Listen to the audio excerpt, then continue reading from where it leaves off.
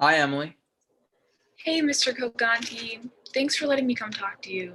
I'm worried about my brother, Debish. He seems kind of depressed, and I don't know what to do about it. His grades have been going down, and my dad is on him all the time. He gets mad easy and just isn't around very much anymore. He's been with his partner, Tanya, most of junior year, and they are together almost all the time now. Okay. How did it all start? Things were really cool in the beginning. He fell for Tanya at the beginning of the year. Tanya's really good looking and a great basketball player. Debish couldn't believe Tanya liked him too. He's kind of shy and it's his first relationship. Anyway, he started going to Tanya's games and hanging out after to talk and stuff. Tanya started coming over and pretty soon was there every day. Our mom started complaining that they were always up in his room and nobody ever saw them.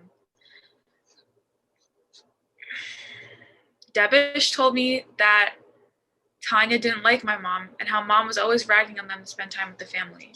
You know, like, Debish, you and Tanya come down here for dinner now. Debish, I think you and Tanya are spending way too much time together. Debish, let's do something together as a family. Come on now. You're good. All right. So, what happened? so they stopped coming to our house at all. Debish hung out with me sometimes. We'd watch a game on TV or go get pizza, but Tanya called him constantly. It was like I wasn't even there. One day when Tanya called, I listened in. Hey, what are you doing? I'm with Emily. We're watching the game. Where are you? At home. Do you want me to come over? No, I want you to come here. Well, I promised Emily. I don't care what you promised Emily. I want to see you. Tanya, sorry, but Devish, I need to see you. Today, now. I know you don't like to see me mad. Okay. I'll get there as soon as I can. He stared out the window for a few minutes, and then he looked at me and shrugged, like, what do you want me to do? And then he left. The only time I see him now is in school. If he's not with Tanya, then he's looking at his phone. His friend finally said the coach took it away at practice. I snuck a look at it once. What are you doing? Who are you with? When will you be done? When are you coming over? I love you. I miss you. Where are you? You're late. Call me. I love you. Wow. Is it just with family that you're noticing this? What about friends? No, his friends have backed off because Tanya never lets him hang out with them. But it doesn't stop there. My friend said she saw them in gym and Tanya started yelling at him. Why are you talking to Joe? I told you not to talk to Joe. What's wrong with you? How could you be so stupid? You better not ever talk to Joe again. Do you hear me? Devish just stood there looking at the floor. Do you hear me? And then Tanya shoved him. The next day, I passed Devish going into my room and I saw this scratch on his neck. What's that? I asked. He told me to shut up and left the house. That night, Tanya came over with ice cream and was being real sweet to my mom and tried to hang out with me. They were laughing and joking around, and Devish looked happy for once. The next day at school started out all good. I saw them holding hands and kissing in front of their lockers, but later on, Tanya was talking real loud to her friends, right in front of Devish.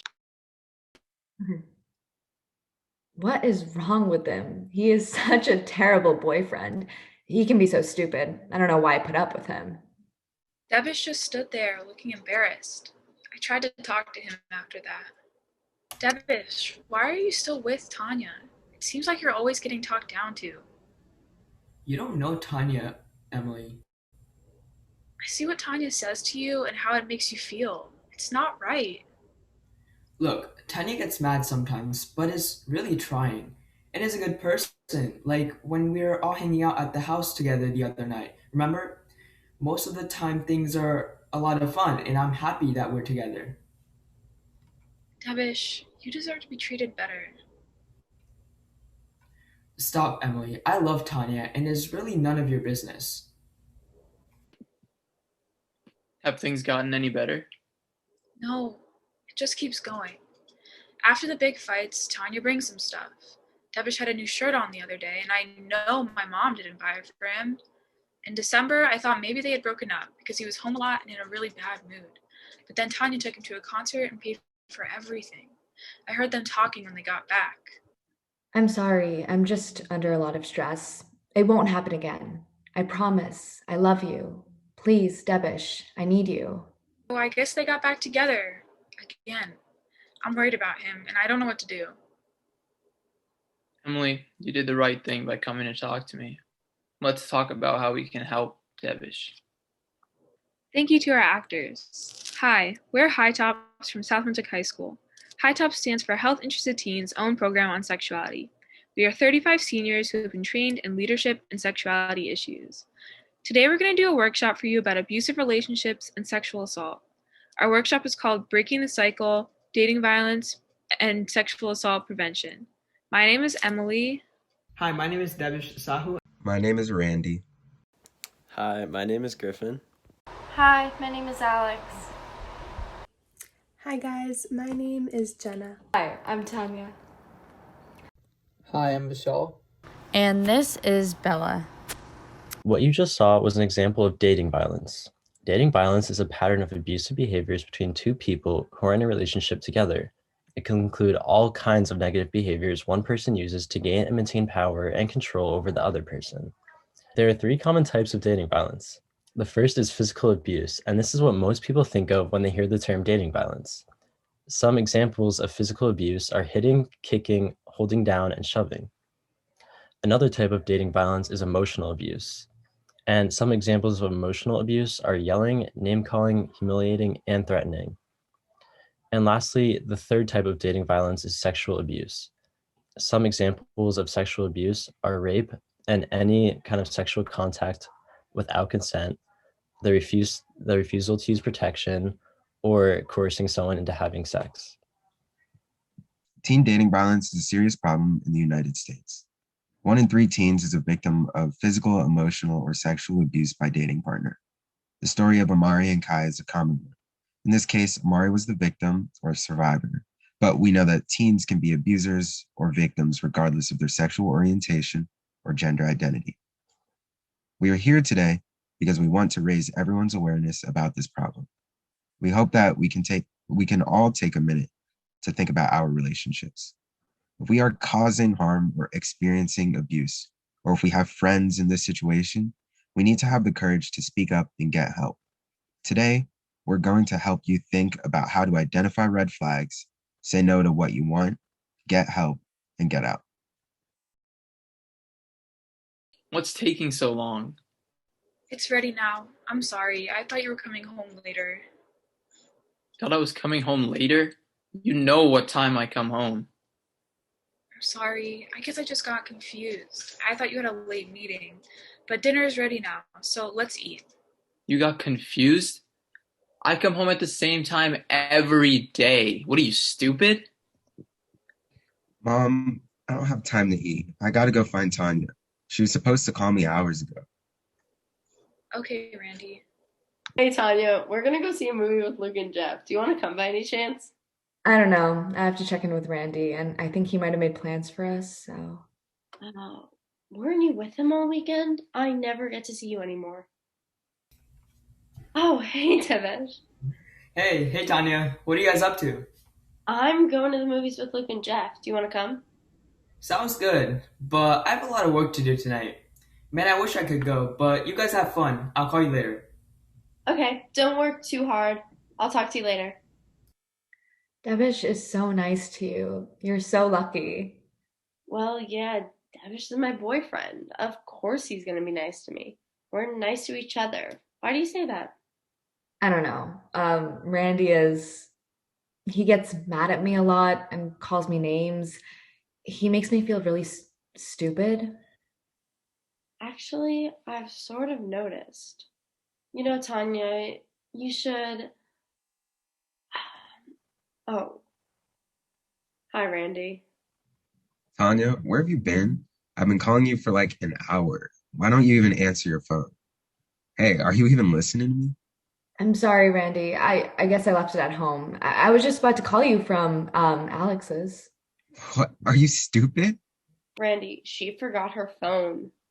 Whatever, relax. It's fine. Alex, why don't you mind your own business?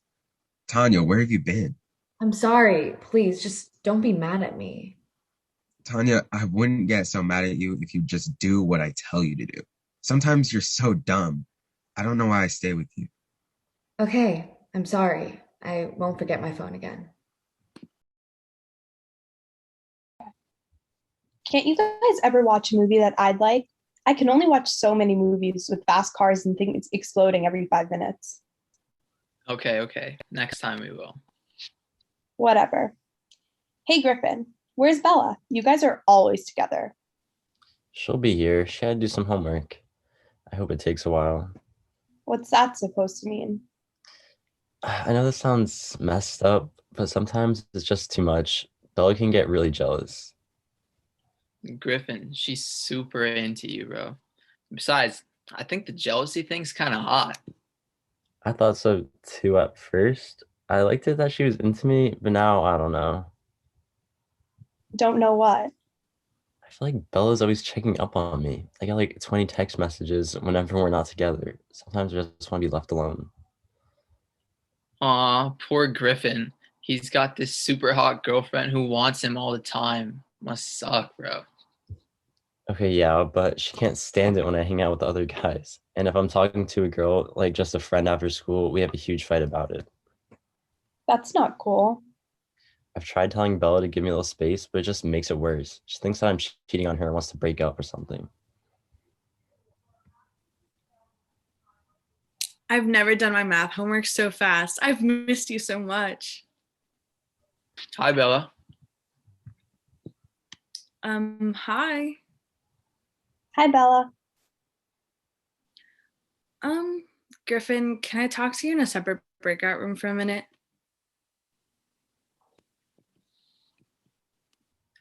What are they doing here? What, you mean Jenna? No, your mom. We're hanging out. We're just watching a movie. All three of you? And how long was Vishal gonna stick around? What are you talking about? I know Jenna's into you. She's probably told Vishal to leave so that she could be alone with you. Bella, you're reading into this way too much. Jen and I are just friends. Well, if she's here, I'm leaving. If you want to hang out with me tonight, you better leave too.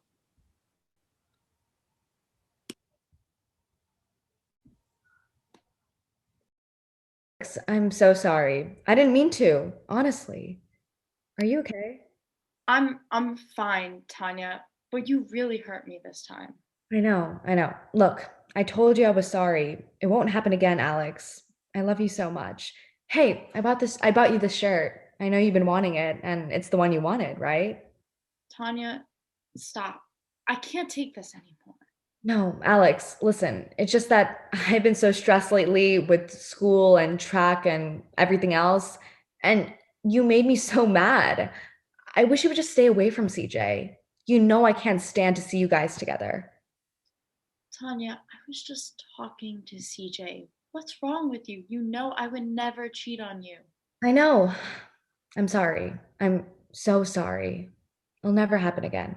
I promise. Don't leave me, Alex. I need you. I love you so much. Okay. I love you too, Tanya. I'm sorry I upset you. Okay, I gotta get to class, and I'll see you before practice. I love you. Hey, thought I'd find you here. What's up with Tanya? Why is she always so mad? Yeah. Tanya's pretty stressed about school, and coach has really been hard on her. So what are you up to? Not much. You want to hang out? I have some stuff to do for my mom after school. You want to come with me? I would love to, but I can't. I promised Tanya I had to see them before practice. Whoa. Alex, what happened to your eye? Did Tanya do that to you? No, of course not. I got hit in the face with a ball in PE class. I was totally not paying attention. I gotta run, Vishal. I'll see you later. What? I told you, never do that to me again. Tanya, don't. Please, Tanya. I've had it with you, Alex. Look, can we at least talk about this? No, I'm sick of talking. You aren't listening to me. I told you I can't go. I'm not lying to my mom again. I don't want to. Randy, what is wrong with you? This is really important to me. If you care about me at all, you'll do this for me. Do this for you? What about me? You don't even care that I got in trouble with my parents last time, and I'm not doing it again. Randy, you make me so angry. I feel like I'm going to explode. You better go. Don't worry, I'm leaving. I'm not going to stand by here and get yelled at. Call me when you cool off. You guys can go whenever. Dating violence often follows a pattern called the cycle of abuse. This includes periods of tension building, where the abusive partner is easily irritated, starts fights, and blames their partner. Explosion, when the abuser attacks their partner emotionally, physically, or sexually. And honeymoon, afterwards, when the abusive partner apologizes, makes promises, and blames something or someone else for the abuse. This cycle typically repeats in this pattern, with the violence escalating each time. It's important to remember that anyone can find themselves in an unhealthy or abusive dating relationship. Pay attention to your relationships and those around you. If you recognize the cycle of abuse, talk to an adult about it. We hope you learned a lot in your small groups about dating and sexual violence. Now, in our final skits, we will look at the topic of rape and how to help and prevent rape.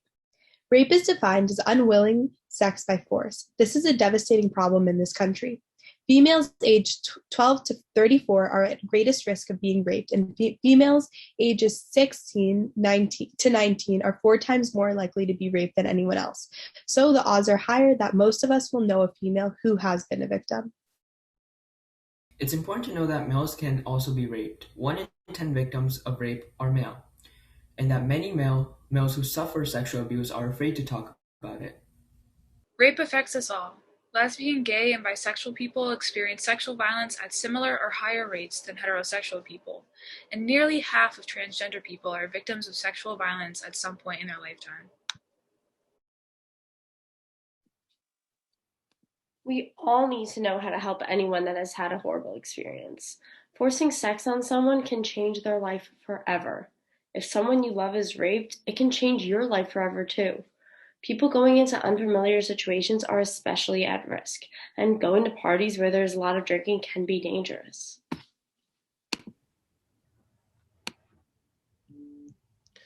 What's she so upset about? Man, she's not even speaking to me. I don't get it. It's like we never did it before. Don't look at me like that. It's what we do. It's not like I was really rough with her or anything, but she was crying and all like that. What's the big deal? I don't know what happened to Jason. He's never been like that before. Well, maybe I never said no before, but I didn't feel like it. I was tired and I'd worked all weekend, and why am I telling you this? I don't have to make excuses. I didn't want to, and he made me. It hurt and it scared me, and now I don't want him to touch me. My sister says it's just how it is, but I say, no, my boyfriend raped me. He raped me. I don't know what's wrong with him. We used to be close and talk about everything, and now he's so serious and so touchy. I can't say anything without him getting angry. He actually got into a fight the other day at school, which is not like him, and he never wants to go out anymore. What happened to him? What are you looking at? I don't know what happened, all right? I mean, I was just hanging out with my brother's college friends when they asked me to drive them to get more beer. I don't know what it was. I had this weird feeling about it, but I went anyway. When they told me to drive into this parking lot, I felt kind of sick. Then it happened so fast. They dragged me out of the car, bent me over, pulled down my pants. I'm so ashamed.